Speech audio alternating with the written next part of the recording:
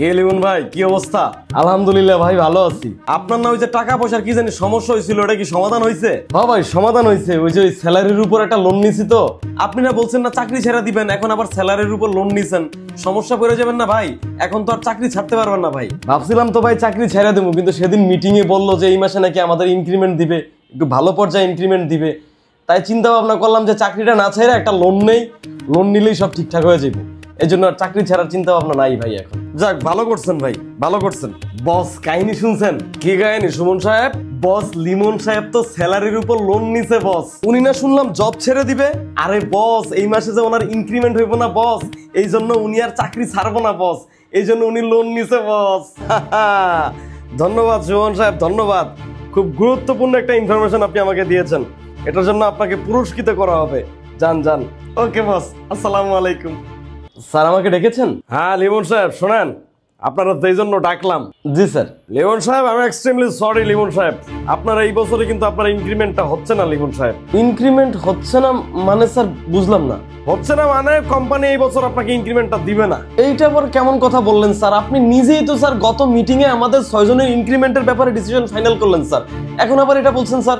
আসলে লিমন সাহেব, ইনক্রিমেন্ট তো আমরা দিয়েছি, বাকি 5 জনকে দিয়েছি, শুধু আপনাকেই দেইনি, মানে আপনারটাই হয় নাই। এইটা আবার কোন ধরনের কথা স্যার? 6 জনের মধ্যে আপনি বাকি 5 জনের ইনক্রিমেন্ট দিচ্ছেন, অথচ আমাকে ইনক্রিমেন্ট দিচ্ছেন না স্যার। এটা কেমন জুলুম হয়ে গেল না স্যার? ইটস ওকে স্যার, আমি আর আপনাদের কোম্পানিতে চাকরিটা করছি না স্যার। আমি এখনই আমার কেবিনে গিয়ে রিজাইন লেটার আমি মেইল করে পাঠাচ্ছি স্যার। লিমন সাহেব, রাগ কইরা ডিসিশন নিয়েন না লিমন সাহেব, রাগ কইরা ডিসিশন নিলে হিতে বিপরীত হইতে পারে, বুঝছেন? আপনার পরিবার আছে, তাদের ভরণ পোষণের খরচ, তারপর নাকি আবার আপনি স্যালারির উপর লোন নিয়েছেন, সেটার কিস্তি টানতে হবে না? একবার ঠান্ডা মাথা চিন্তা করে দেখেন, হুট করে যদি আপনি এখন চাকরি ছেড়ে দেন, এসব টানবেন কিভাবে?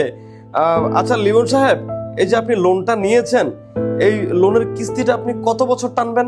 2 বছর স্যার। 2 বছর? তাহলে তো লিমন সাহেব আগামী 2 বছর এই কোম্পানিতে আপনার কোনো ইনক্রিমেন্ট হচ্ছে না লিমন সাহেব।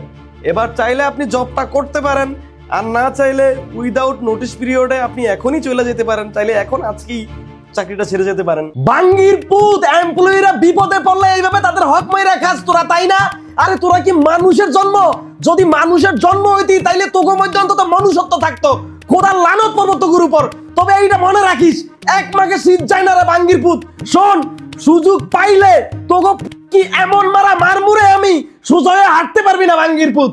মার গে বাঙ্গির পুত।